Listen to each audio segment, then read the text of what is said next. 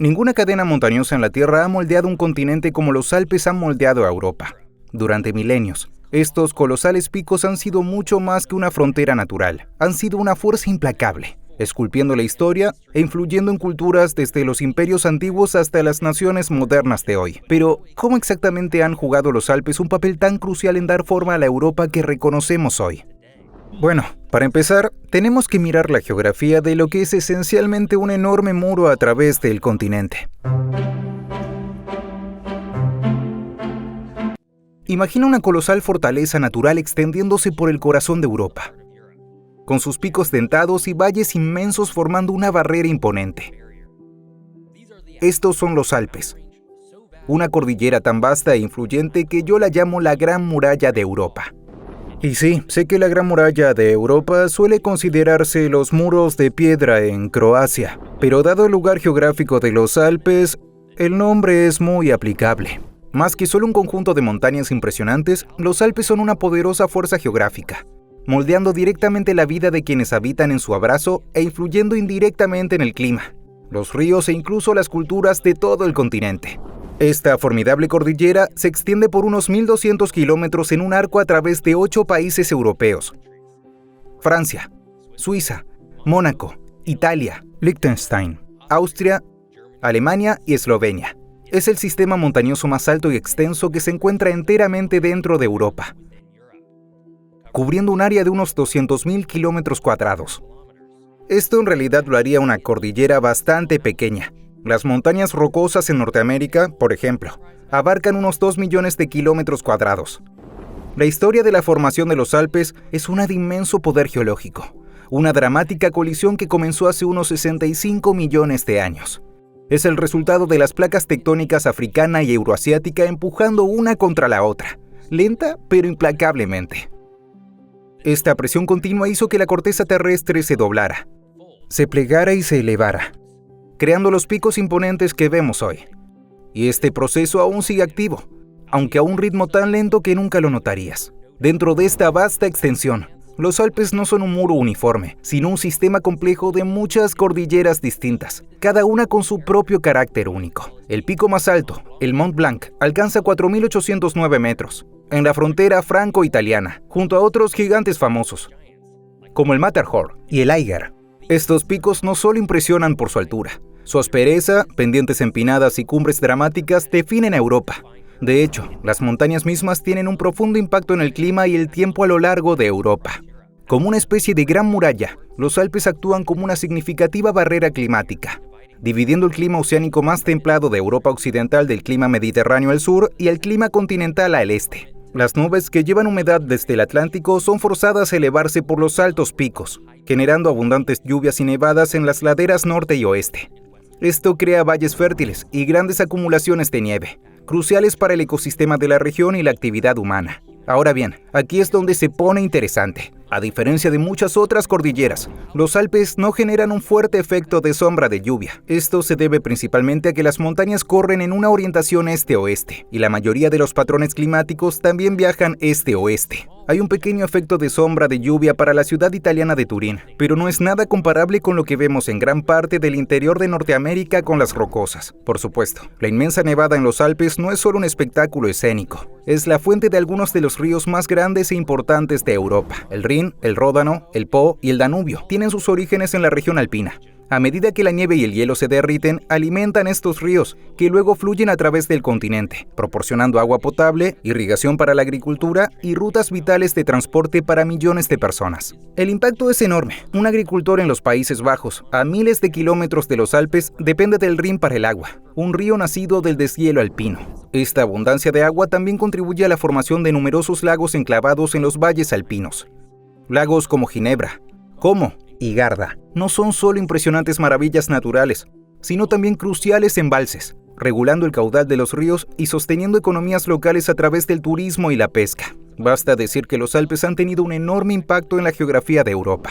Tanto impacto que sin ellos, quizás no reconoceríamos la Europa que se desarrolló a lo largo de los siglos. Durante milenios, los Alpes han permanecido como una imponente barrera natural, influyendo profundamente en la forma en que las personas y las civilizaciones se desarrollaron en todo el continente. Estas montañas actuaron tanto como una formidable defensa como un obstáculo desafiante para los europeos, moldeando en última instancia patrones de migración, fronteras de imperios, rutas comerciales e incluso la misma identidad de países y culturas europeas. Por supuesto, para los primeros humanos en Europa, los Alpes presentaban un reto casi imposible. Mientras que los valles y laderas bajas eran fértiles, cruzar los pasos altos era una tarea peligrosa. Sin embargo, la gente se sintió atraída por ellos de todos modos. De hecho, la evidencia sugiere que cazadores-recolectores prehistóricos y más tarde los primeros agricultores navegaron el terreno montañoso hace unos 30.000 años, aunque los humanos neandertales se remontan hasta hace 45.000 años. A medida que civilizaciones surgían y caían, la importancia estratégica de los Alpes se volvió innegable. El Imperio Romano, en su expansión, enfrentó la formidable tarea de integrar las tierras al norte de Italia. Figuras legendarias como Aníbal, el general cartaginés, desafiaron la lógica cruzando los Alpes con su ejército y elefantes de guerra en el 218 a.C. Una hazaña que sorprendió a Roma y demostró el inmenso reto logístico que estas montañas representaban.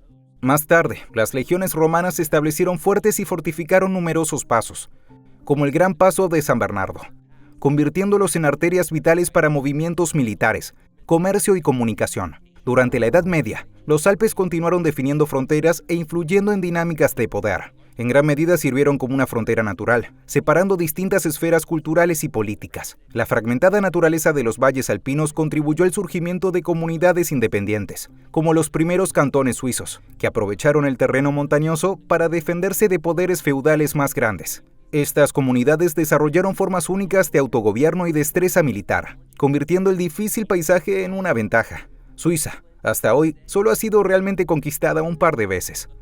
Una por el Imperio Romano hace unos 2000 años, y luego en 1798, durante las guerras revolucionarias francesas, cuando fue convertida en la República Helvética. Incluso durante ambas guerras mundiales, se pensaba que Suiza no valía el esfuerzo de conquistar, porque el país estaba estratégicamente protegido por los Alpes que lo rodean.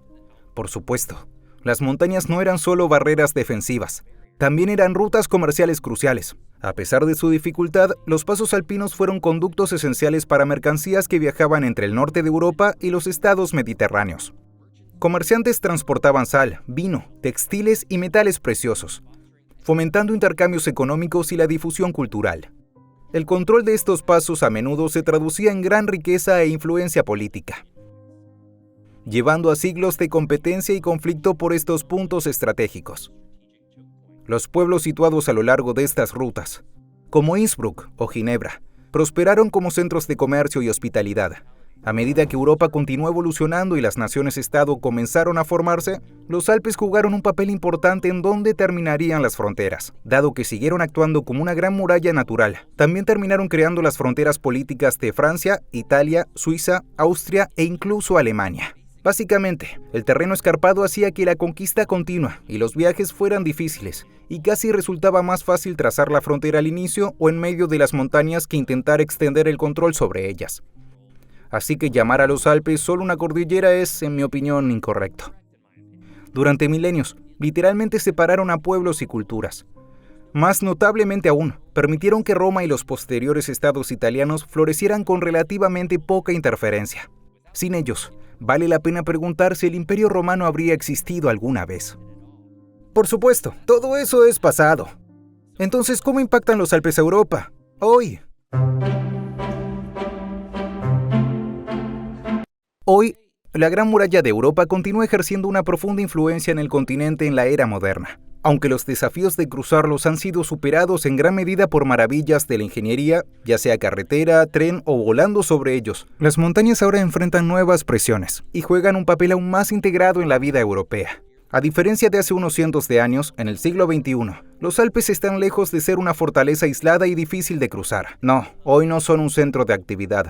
Los paisajes prístinos y la abundante nieve los convierten quizás en el destino global más importante para el turismo y la recreación de montaña, ciertamente en términos del enorme volumen de visitantes.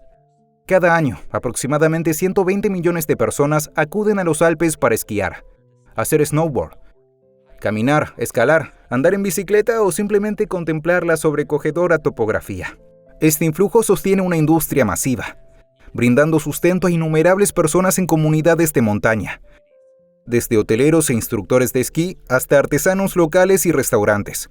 Resorts icónicos como Zermatt, Chamonix y Kitzbühel son potentes motores económicos, demostrando cómo las mismas características geográficas que antes disuadían el paso ahora atraen a la gente. Pero los Alpes no son solo importantes para el turismo, también son una fuente crítica de agua dulce y energía hidroeléctrica. Los vastos mantos de nieve y glaciares de los Alpes siguen alimentando los nacimientos de los principales ríos europeos como el Rin, el Ródano, el Po y el Danubio. Esto convierte a los Alpes no solo en una gran muralla, sino también en la torre de agua de Europa, proporcionando agua potable esencial, riego para la agricultura y suministro industrial a países muy lejos de sus fronteras inmediatas. El Danubio, por ejemplo, viaja desde sus nacientes en Alemania a través de Austria y Hungría, Serbia, Bulgaria y Rumania, antes de desembocar en el Mar Negro. Las pronunciadas pendientes y el abundante caudal de agua también hacen que la región sea ideal para la generación de energía hidroeléctrica, contribuyendo significativamente a las redes eléctricas de los países circundantes. Suiza, por ejemplo, genera cerca del 48% de su electricidad a partir de energía hidroeléctrica, gran parte directamente de ríos alpinos. Aunque todo esto suena muy bien, los Alpes no son inmunes a la amenaza persistente del cambio climático. Como continente, Europa se está calentando a un ritmo mucho más rápido que lugares como Estados Unidos o China. Y esto significa que los Alpes también se están calentando a un ritmo significativamente mayor que el promedio global, lo que genera cambios visibles y preocupantes. Los glaciares permanentes, antes prominentes en toda la cordillera, están retrocediendo rápidamente. Esto también significa que las líneas de nieve están subiendo y el permafrost se está descongelando.